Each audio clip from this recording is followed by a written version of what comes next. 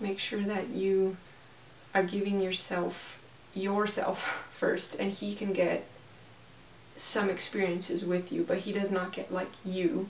He does not get your emotions or your dreams or your feelings. Those are yours, and you can take care of those by yourself. You don't need him for that. Always put your focus on God and growing in your faith, because, like, think about it this way: you can get married sooner if you are single and you're taking the time to grow in your faith, rather than if you're trying to find the right person.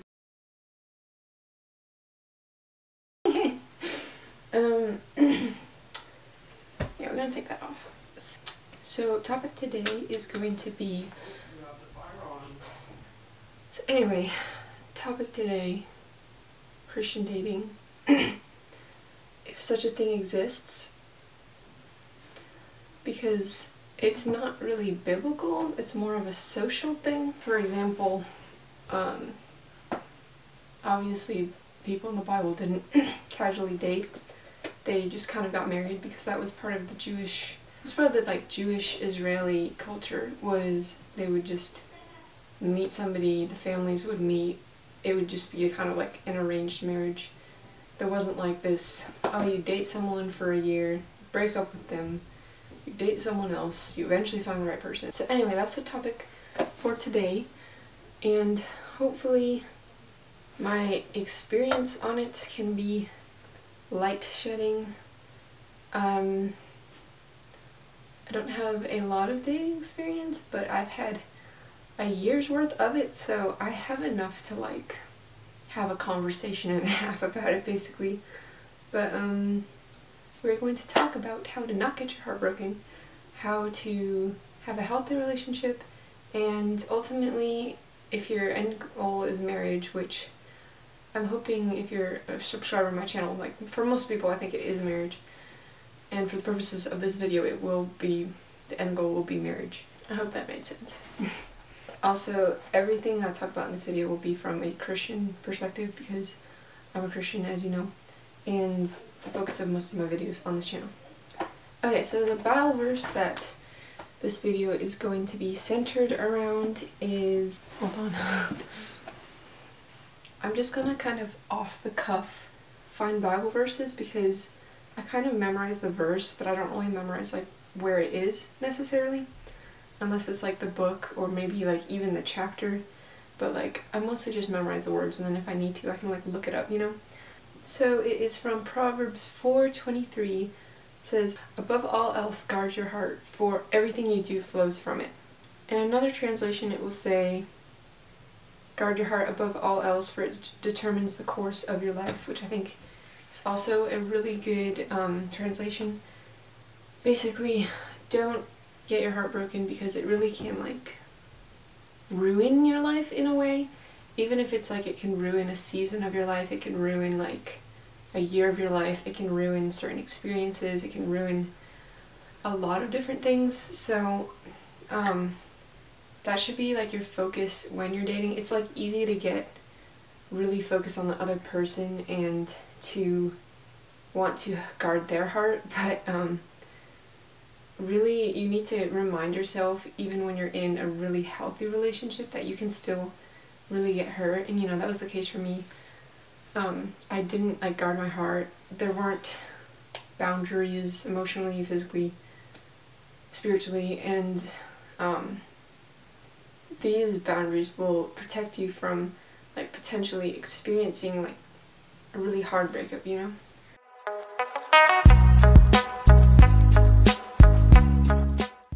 Going back to what I was talking about with breakups being very much a cultural and a societal thing, that means that while some people will date and find the person that they're meant to marry, you don't have to experience all of that. Like, you don't need to like measure yourself up with different people in order to like find out what you like, you know? I think that if you entrust it to God, He will have somebody for you. Of course, not everyone believes in that philosophy. I don't think there's like one perfect person for everybody, but I think that God will have someone that's perfect for you if you entrust it to Him. If you're like, no thanks with that philosophy and you want to go about it in a more like traditional way, then, you know, by all means, I'm sure that that will be successful for you, if as long as you are pursuing first the kingdom of God, and all other things will be added onto you. So just to rephrase, there's like two approaches people make when it comes to dating. They will either kind of seek after God and then eventually they'll find the right person, or it's like they give the situation to God entirely and they'll wait and they trust Him to bring the situation, bring the person, bring the circumstances in order for them to meet the person that they're meant to marry. So first, before you start dating, this is probably the most effective way to avoid like getting in a bad relationship, is like making sure that this person measures up to standards that you have to set. You know, think about this before you even like are within the dating years, like what would I expect a godly man to treat, how would I expect a godly man to treat me? How do I expect to be respected? How do I expect people to treat me in a way that is honorable? And, you know, talk to your parents about it even, like if you have a good relationship with them. I know my parents are marriage counselors, so they gave me a lot of good advice on dating, but, you know, when you get into a relationship, you should like the person, and you shouldn't be ashamed of them in any way. It should be someone like you're excited for your parents to meet, you're excited for your friends to meet. Your parents and friends should also like feel that he's a safe person for you to date. It shouldn't be like they meet him and then that night they're like, I don't know, you know, like it should be someone that has good intentions for you and he's not there to benefit off of you in any way, and also someone that, you know, you can have fun with and get along with. That's also like obviously something you would want in a relationship. The first thing you want to protect, and this is just a boundaries, there's a whole book on it by, I think, Dr. Townsend and Henry Cloud or something, and I'll link that book. It was pretty good. It more so followed the philosophy of dating multiple people is okay, but this book, they focus on how to set boundaries, how to have healthy relationships, how to have seasonal relationships, which I thought was really interesting, though it may be misleading. I know in one of the chapters they talked about how a dating relationship can be really nourishing to both parties, and you know, I took that and just ran with it, like for my first relationship. It was very much like we both benefited from it, but it kind of led to a bit of codependency emotionally because we were too, you know, there weren't emotional boundaries basically. So, you know, emotional boundaries would be you have a certain amount of time that you could spend with this person, but you need time for yourself. So hanging out all day together is probably not the smartest decision. I know when you're young, it's like you have all the time in the world to do that, but when you're in college or you have a job, it's like that's not really an option for you. So making sure you have time for yourself, for your friends, for your family, and that your relationship with him is not influencing that, because then it's kind of like he's going to be tiring you out, you're going to be tiring him out, and you're going to experience all these emotions alongside each other, which can lead to emotional binding and all these things. And be very careful with your emotions with him. Like, he does not need to know every emotion you experience. And, you know, some of that's like for me it's kind of weird, is like I really thought that every time I cried I wanted him to know about it, or I wanted to be with him when I did it, and it was like that definitely led to some codependency. And it was really hard when the relationship ended to be able to like grieve by myself. So make sure that you are giving yourself first, and he can get some experiences with you, but he does not get like you. He does not get your emotions or your dreams or your feelings. Those are yours, and you can take care of those by yourself. You don't need him for that. There's something relationship counselors call it, it's like the emotion barrel. It's like say your cat dies and he comes over and he's helping you get through that, that takes out of this emotional barrel that you guys share in a relationship. And that's not necessarily bad, but when it's like he needs help and then you need help and then he needs help, it's like the emotional barrel eventually just runs dry, and it can definitely cause a lot of hurt. It can definitely be really, really draining. So making sure that you have your own support system to deal with things.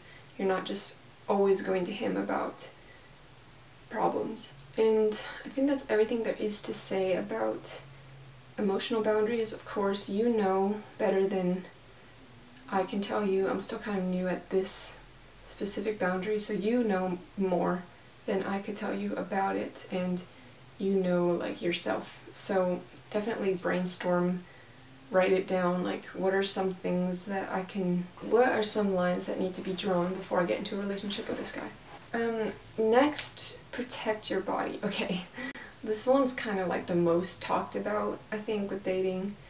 That everyone always asks, like, what's the line? How much can you do before you're married? And honestly, a lot of like preachers and stuff, they'll say you can kind of decide the line yourself because it's different for everyone, which I think is true.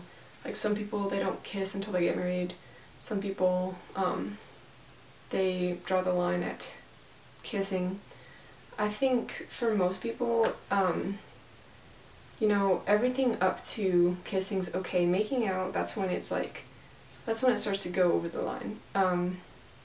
Because that's when, you know, you're exchanging, it's kind of scientific, but like, something like, men have like more testosterone in their spit or something, and it can make the woman like more excitable or something. It's just something I read in one of my textbooks, which I can like put an article on that below. But I think like that's a fair line. Like, if the previous answer, if you're really unsure and you want to be safe about it, I think drawing the line at kissing is fine. I think that's generally the most like common thing. So like, don't make out, especially time sensitive. Be time sensitive too, because, you know, nothing good happens after dark, really. Nothing good happens when you're by yourselves. So there's a lot of boundaries to take into account, and there's so many videos on it too, so I won't talk too much about it. I'll link some things below on physical boundaries that will be a lot more insightful than what I can provide on that. But you would be surprised, like, even small things like hand holding can create like a bond between you and whoever you're dating. So it's like really interesting to know how physical touch can influence your relationship with someone. Anyway, on to the next boundary, which is protect your course. So kind of like your course of life, your future, keep your future ahead of you always, and be able to see this future without the person you're dating in it. Like, you shouldn't like base your future and everything off of him, you know? It should be like, this is something I want to do, this is something I'm thinking about. Like, for me, I would like to do public speaking with like churches and stuff, maybe work as like with communications, something with the youth ministry. That's something I've always wanted to do. So that I'm going to keep ahead of me. I'm always going to be able to look at that, so that if he falls away, like, that future is still in front of me and my course of life is protected. So it's kind of like, separate him from your future. And of course, you know, if things end up well between you two, then, you know, you can talk to him about it, but I wouldn't really cross that line until you're engaged or something, you know? Okay, fourth boundary, take heed. This is another Bible verse, hold on. Let every man take heed lest he fall. 1 Corinthians 10:12. I really like that one. Never fully... Okay, this one's actually really hard. Never fully trust him, okay? Because you can't really trust people. And like I said before, even like a really healthy relationship can hurt you. And it's like, you can't really put your trust in people, whether it's for your needs or anything, or maybe you trust that he'll never ever leave you, you know. Just always kind of be on guard, like, that it's temporary, dating's temporary, like, marriage is more eternal. Like, I would be able to put my trust in someone that I'm married to.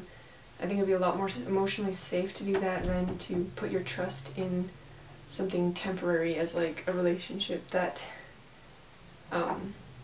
you have while you're still young. Trust yourself, trust God. Do not put any sort of trust on him, whether it's him staying around, whether it's him doing something for you. Don't put expectations on him unless it's, you know, for your basic boyfriend expectations, like he's gonna hold the door for you.